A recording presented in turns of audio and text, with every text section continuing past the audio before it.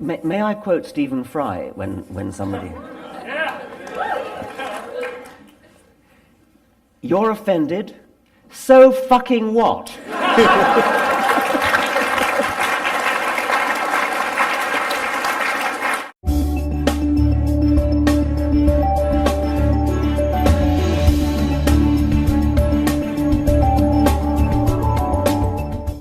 People on the left, in which I count myself, believe in free speech and believe in all sorts of other good things like no oppression of women, that kind of thing, except where Islam is concerned. And suddenly, as soon as Islam is involved, all those nice liberal radical principles go out of the window. If the atheist people had been wearing really quite offensive Jesus T-shirts, nothing would have been done. It's because of Muhammad, that's the reason. And I think what's going on in the mind of people not everybody on the left, of course, but some people on the left, is that they're caught in this cleft stick that on the one hand, they want to be liberal and in favor of free speech and no oppression of women and things. On the other hand, they're terrified of being thought racist. And there's a confusion in their minds that if you say anything against Islam, you are a racist. It's a total nonsense to call Islam a race, obviously. I mean, the largest Islamic nation in the world is actually Indonesia. Very, very racially totally different from Arabs, totally different from Pakistanis, totally different from Somalis. There is no justification whatsoever for calling Islam a race, no justification whatsoever for calling any criticism of Islam racist. But they are confused in their tiny minds.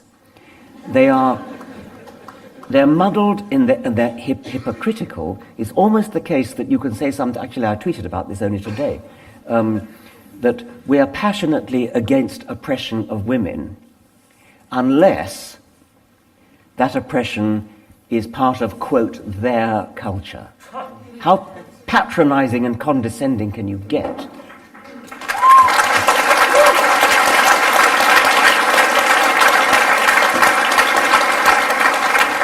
And more people, I think, especially in Britain, maybe in this country as well, are waking up to the fact that there is a deep hypocrisy in the liberal left where Islam is concerned. They suddenly throw all their principles out of the window where Islam is concerned. It's as though fear of racism trumps all the other nice liberal principles. The scientific ideal is that fiddling your figures, cheating, is the worst thing you can possibly do. Yeah. I mean, it's true that there are individual bad apples who do it, and as Lawrence says, they're usually found out. But science is the one profession where everybody knows that if people fiddle their figures, the whole of science will simply crumble. There's no point in doing science if you fiddle your figures. Other professions, like being a lawyer, for example, you're paid to deceive. You're paid to mislead a jury. I mean, even if you believe somebody is actually guilty, you're paid to argue for their innocence. That's inconceivable to a scientist. I was singing to myself in the shower this morning, and I realized that it was a hymn. I'm a cultural Anglican. I'm not going to sing it now. I will just say it. It's a hymn that we probably all know. It is a thing most wonderful, almost too wonderful to be. I'm afraid the hymn goes off the rails rather after that point. That's But I think that it is a thing most wonderful, almost too wonderful to be, that at least on this planet, and possibly on billions of other planets, but certainly on this one, the laws of physics have conspired to make the collisions of atoms get together to produce nothing that any physicist would have dreamed of, but to produce things like us, to produce plants, trees, kangaroos, insects, and us, to produce collections of matter, collections of atoms that don't just obey Newton's laws in a passive way. They don't obviously disobey them, but not in a passive way, but which move and jump and spring and hunt and flee and mate and think, at least in our case, which is a quite astonishing thing to have happened, and we know since 1859 how it happened.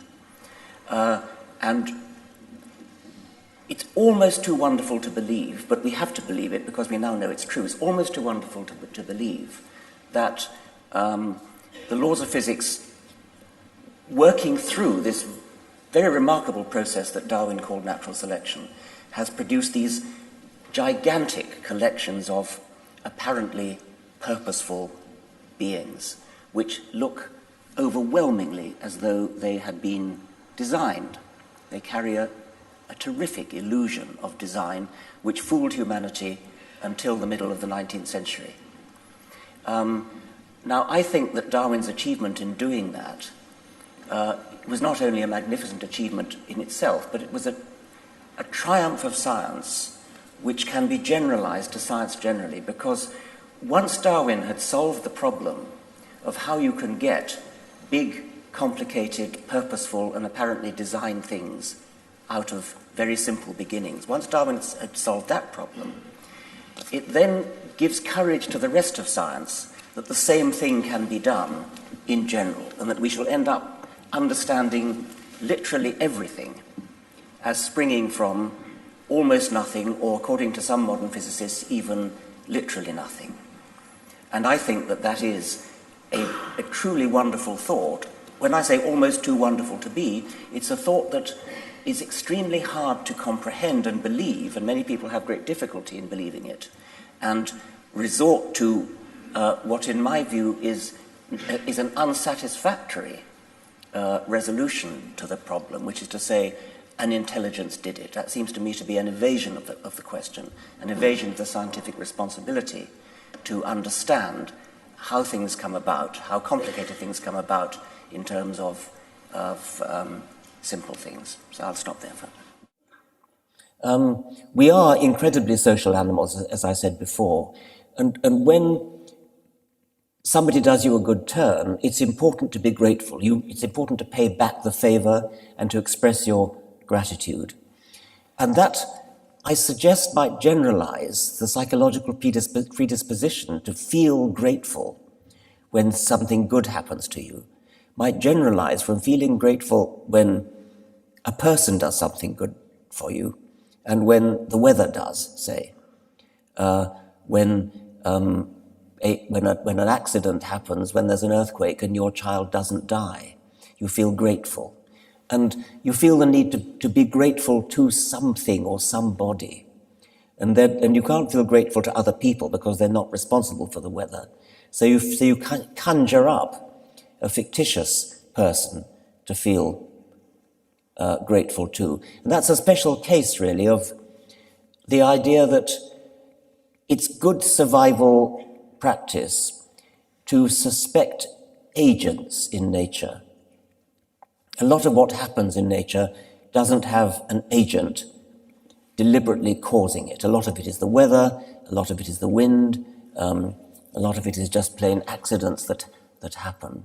But when there are agents around, and where those agents might be lions or leopards or crocodiles who might be lurking in wait for you, or might be stalking you, then it's important for your survival to attribute agency to things, and that may generalize even to places where there's no agency. And I've often used the example of a rustling in the long grass, which could be the wind, is actually most likely to be the wind, but which could be a lion.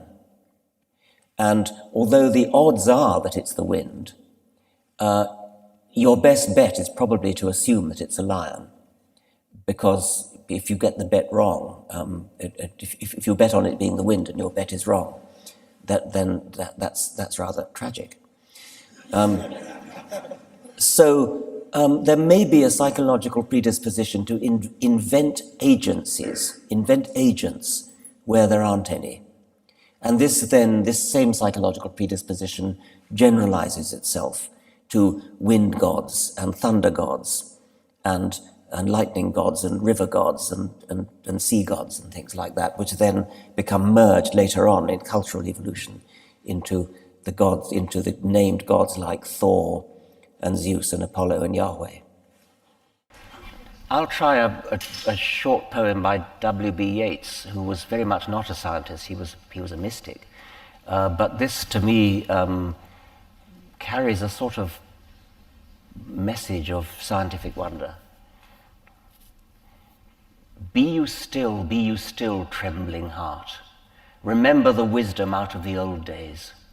Him who trembles before the flame and the flood, and the winds that blow through the starry ways. Let the starry winds and the flame and the flood cover over and hide, for he has no part with the lonely, majestical multitude.